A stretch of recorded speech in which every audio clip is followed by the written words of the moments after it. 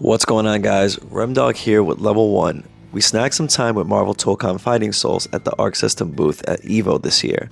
And before we got controls and pads in our hands, I had the same reaction a lot of people did seeing the footage online. First, this looks amazing, and I need to play it now. And also, combos look easy, right? After a few matches, here's the truth. Yes, there's a welcoming flow at the surface, but the real sauce is learning when and how to use assists. That's the curve. You can mash your way into something cool, but you can't fake good assist timing that makes you say, oh shit, that's awesome. The coolest part is how it feels like a 1 versus 1 fighter by default, then quietly layers in tag pressure. Neutral starts honest, footsies, spacing, whiff punish windows, so your fundamentals matter, but the second you route into the assist system, the match opens up. It's that old arcade feeling of, okay, I see the cheap now, whether you want to do it or you want to make sure you have things down and trying to go for punishing reads and getting your entire team available. I've seen folks popping easy confirms, but the depth shows up when you start chaining tag sequences correctly. Tag to extend, tag to reposition, tag to protect a whiff.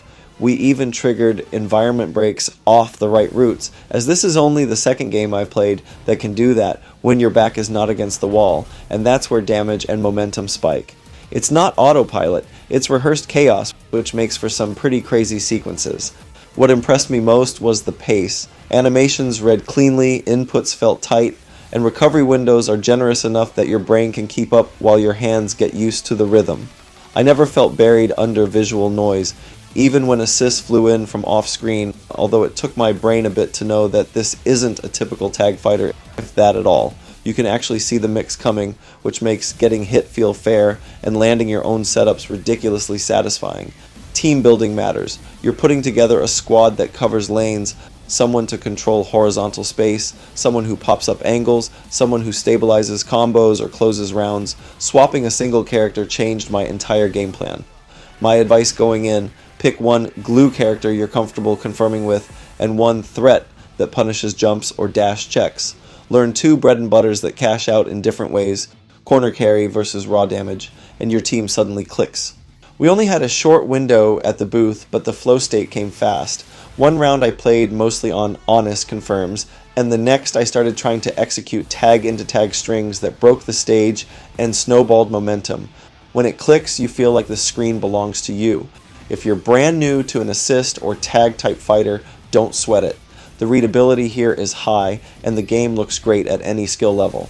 I think day 1 players will be able to do cool looking stuff without diving too much into the tutorials and lab. It's also a good thing to note that while playing, you have both options for modern and motion controllers, which actually deal a bit more damage. So not only can you get deep into not making things repetitive, but you can be rewarded for it, or if you want to hit confirm, you can opt for the modern control of that move within the same game. Defense isn't a joke either. Pushback and spacing tools give you breathing room. If you block smart and don't panic tag, you can flip turns without eating a 30-second cinematic. Assists demand discipline. Call at the wrong time and you donate a counter hit and lose your turn. Call at the right time and you own the corner. Routes are expressive.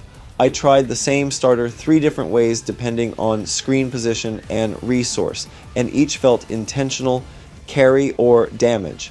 The interesting part for me was how the tag continue logic rewards planning. You can route into a tag, keep the juggle alive, break the stage if conditions are right, and still have meter to layer a final cash out or a left-right on wake up. Again, looks easy in a clip, takes real reps to do on command. We'll obviously need more time for deep dives, netcode, balance, training tools, and how the roster grows, but even in a short EVO session, the foundation felt strong. It's fast without being sloppy, flashy without hiding the rules, and the assist system has that one more set magnet baked in.